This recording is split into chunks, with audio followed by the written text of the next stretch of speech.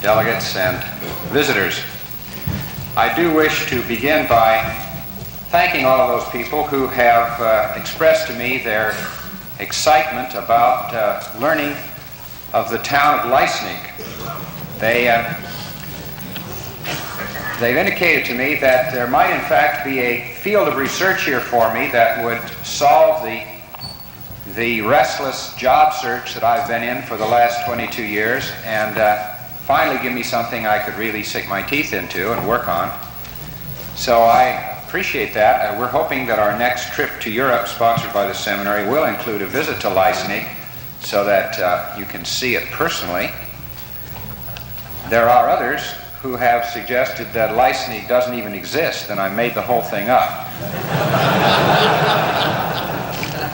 I would like to say to them that Leisnig is spelled L-E-I-S-N-I-G, and you can look it up in your atlas. If it's an old enough atlas, it'll show it. The topic for this morning is use 4 locks and trust in God. It's interesting when various denominations discuss their particular relations to one another or the way they approach problems.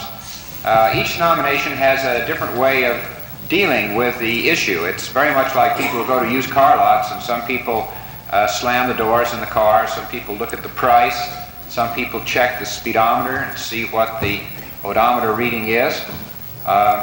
Lutherans, I would say, generally would take up the hood and gaze at the engine for a considerable length of time. We always think theology is the key issue, and so we spend almost all of our time looking under the hood and trying to see what the machinery looks like there that is supposed to make it run. We give very little attention to the transmission or to the tires, for example.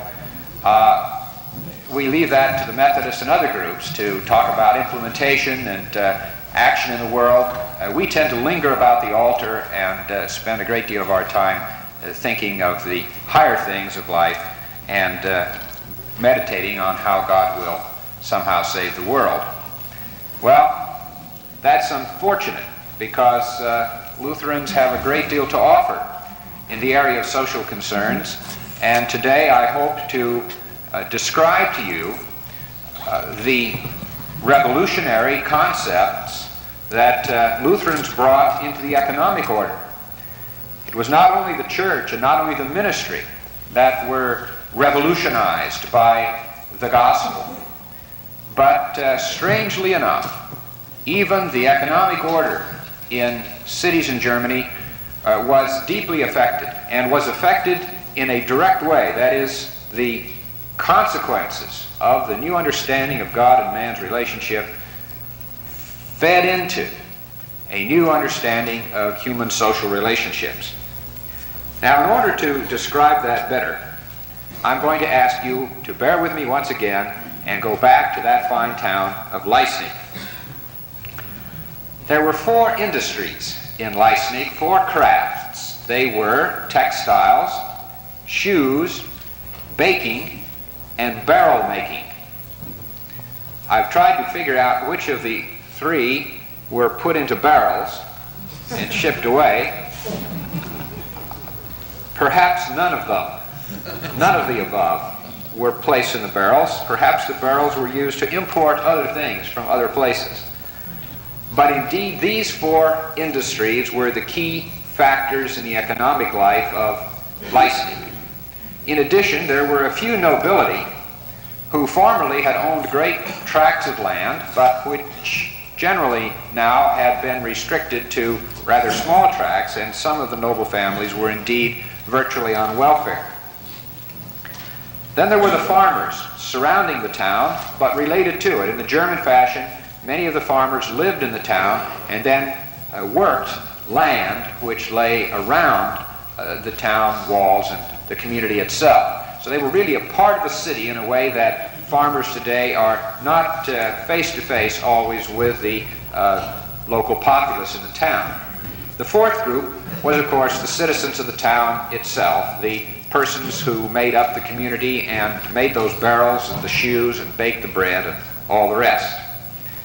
We also might recall the clergy in the town, the team ministry at St. Matthew's Church, the priest and preacher who had been elected by the people despite Abbot Antoninus's grumblings and lawsuits, and were currently among the spiritual leaders of the town.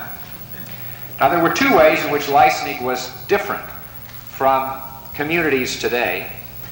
One of them was the extremely high number of poor people, or beggars, who were part of the town's responsibility.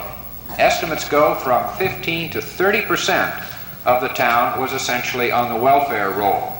1 out of 3 in this town of 1,500. Now, these people were not all the sick and the disabled, or the aged, or the unemployed, or orphans. There was also a considerable number of monastics who, through the traditions of the years, had developed a kind of organized begging system. They were called mendicant friars, mendicant simply meaning beggars, and they lived by the generosity of the people of any given community. And there were 3 so-called stations in Leisnig. That is, 3 orders had houses there where these begging monks were stationed. They had essentially turf that they covered, houses and blocks that belonged to the Cistercians, for example, or the Franciscans, and they covered those daily in order to receive the alms, which would keep them alive and would, of course, then provide spiritual benefits to the persons who gave the money or the food. Helping the poor helped the rich gain heaven. Therefore, begging was an integral part of the spiritual as well as the social system in Leisnig. The other unique feature about this little town was one thing that I'd mentioned before. It was owned by a monastery. And that meant that the financial affairs of Leisnig, as in many other communities in Europe, the financial flow and economic life went through the monastery. The monastery was essentially the financial gate. It worked something like this, that tithes or taxes or some profits, share of profits from businesses, bridge tolls. There was a wooden bridge across the river, and every time somebody went across the bridge, they paid a toll, and the toll went to the monastery. Fees for the use of land. The monastery rented out certain lands for farming and so on. Bequests from people given to the monastery so that masses could be said for departed loved ones and so on. All of these funds, virtually all the cash and gifts in kind that were developed by the, we could say, the gross national product of Leisnig, all of this flowed to the monastery. And the monastery then divided out these proceeds. Some of it stayed at the monastery to provide for the monks, who lived very well. Some of it came back to Leisnig. It paid the clergy of the salary of the clergy in Leisnig. It paid the school teachers. They had a male school teacher and a female school teacher. Boys were taught Latin. Girls were taught German up to the age of 12. And then schooling for women was finished. Some of the boys would go on, of course, to university and other places. The monastery paid the upkeep of the church there, St. Matthew's Church, and paid the sexton. And all the welfare funds necessary to keep the poor going, to care for the aged, all the rest. All of these funds also flowed from the monastery. Now, with a break from the monastery and Abbot Antoninus, this total financial machine broke down. It was as though you took out the central valves. The people said now they were unwilling to support those lazy monks anymore, who were not doing any work, just saying a mass a day and living in the monastery. Why not drive the monks out of the monastery, since monasticism was useless anyway? take control of all the monastery's income, bring that income into town. That would be a tax cut on the one hand and a windfall profits bit on the other, all rolled into one. Well, many dukes and princes and rulers of Europe would follow exactly that plan. When the Reformation came, the first thing they did was confiscate the monastic lands and incomes and put all that money into the royal treasury. And very little of it got back to the poor or the needy. But in Leipzig, that was not the case. The people there tried to be responsible now in their understanding of their duties as Christians. They recognized that not only did they have a responsibility to God, but also now they had to reconstruct their social order. And the way they did it was the pattern that has generally developed in Western civilization ever since. They moved the control of social welfare and income from the church to the community. And it has been that shift of welfare and caring in hospitals and orphanages and homes for the aged, originally all church controlled, gradually brought over into the state. We can include education with that same group, the state taking more and more responsibility in all of those areas. That has been the general trend in our Western European tradition. And it started in this town in Leipzig in 1522. Now, how did they propose to do it?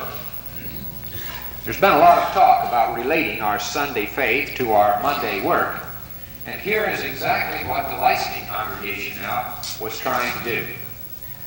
But in order to give to you a picture of the magnitude of what they were attempting, so that we don't immediately translate it into our idea of listening to a sermon on Sunday and then trying to go out and join a group to do this, that, or the other thing, I want to offend the English teachers here present for a moment. Now, I know that English teachers are very particular about the word affect and effect. And on papers, they always like those two terms to be used properly. It's galling to them when someone uses effect when they really mean affect. So I'm telling you, English teachers present privately right now, what I say, I mean. Just this once. The intention in Leipzig was to make the gospel effect their life together. That is, the gospel was not going to be something tacked on, something that would affect an ongoing life the way wind affects the trajectory of a speeding bullet. It was to effect. That is, it was to create, to make possible. It was to bring into being their life as a community. The gospel was to effect their social life, to create it.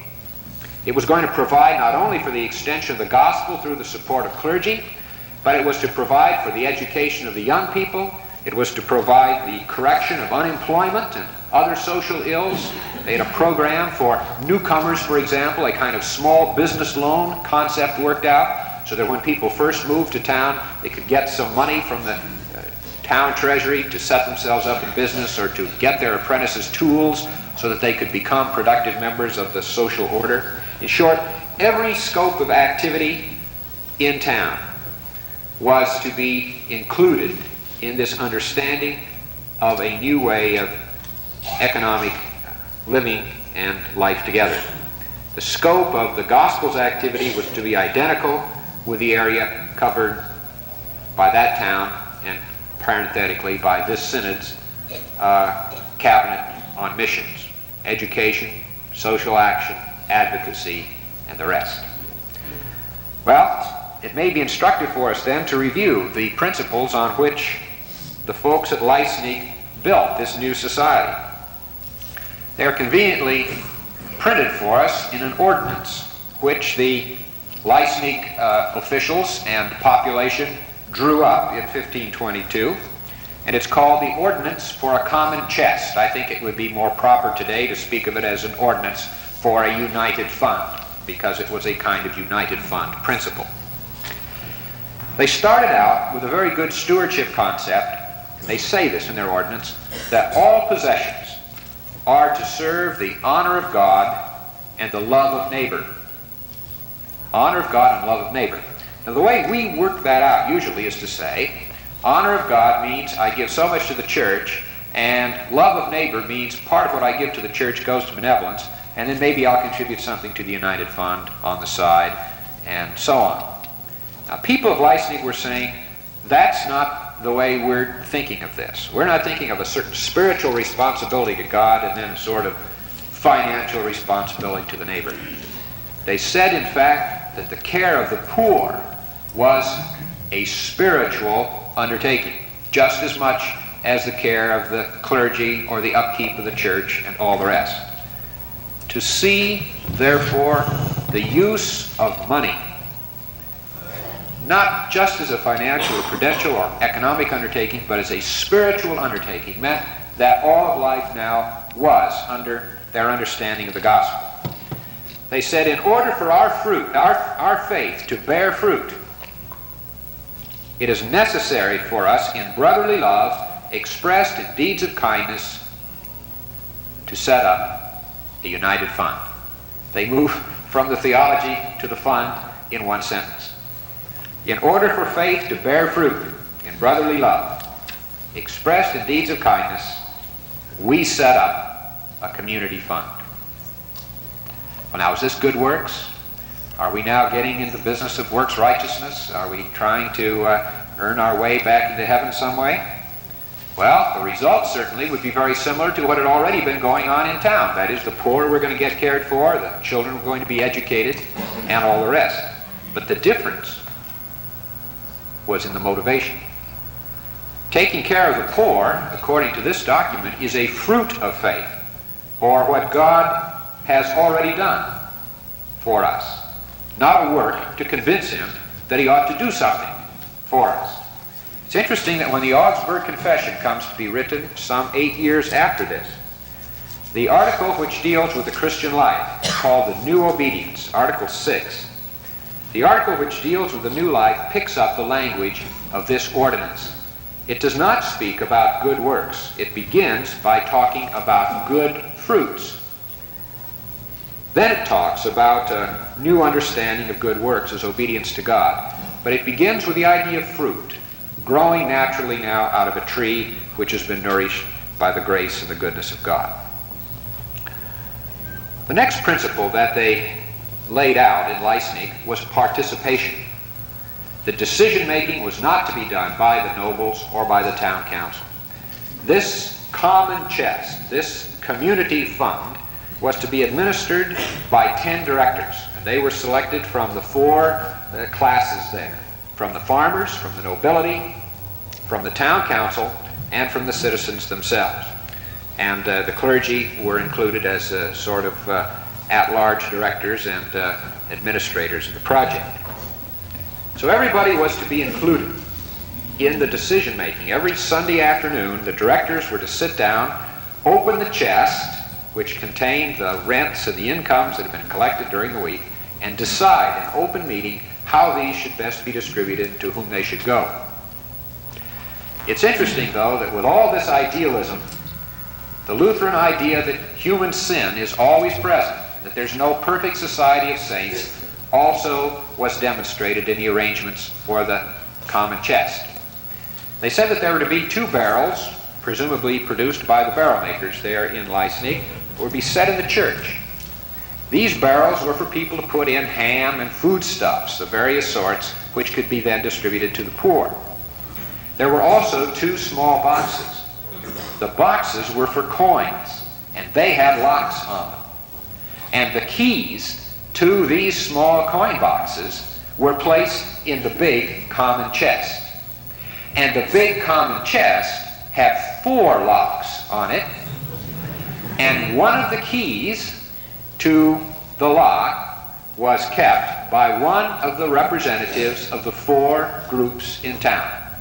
The nobility had a key, the town council had a key, the farmers had a key, and the citizens had a key. So much for checks and balances in those days.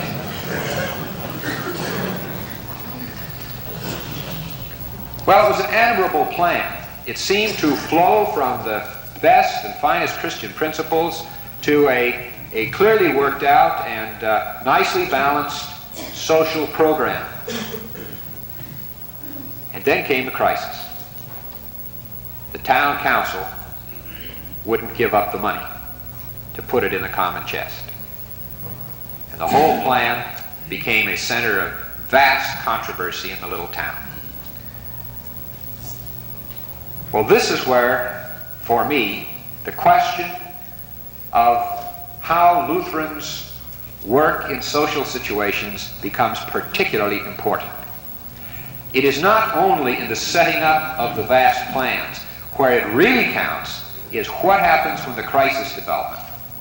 What happens when people become normal people and do normal people kinds of reactions to things? What happens when the good fruits turn sour? Do you spit them out of your mouth and go home and sulk? Do you blame the sin in others and try to control it by ever more stringent laws, getting out of the gospel now into a legalistic approach? In other words, do you try to tighten the ship so that everything is under control and nobody can get away with anything? It's curious that on the wall of our United Fund in Columbia, in South Carolina, there somebody stuck up a little notice that said, addition to personnel policies in regard to absenteeism. It has been brought to our attention that the attendance record of this department is a disgrace to the people who are contributing money to the United Fund. Due to lack of consideration for your jobs with so fine an organization, as shown by frequent absenteeism, the following changes are in effect as of today. Sickness, no excuse. We will no longer accept your doctor's statement as proof. We believe that if you are able to go to the doctor, you are able to come to work.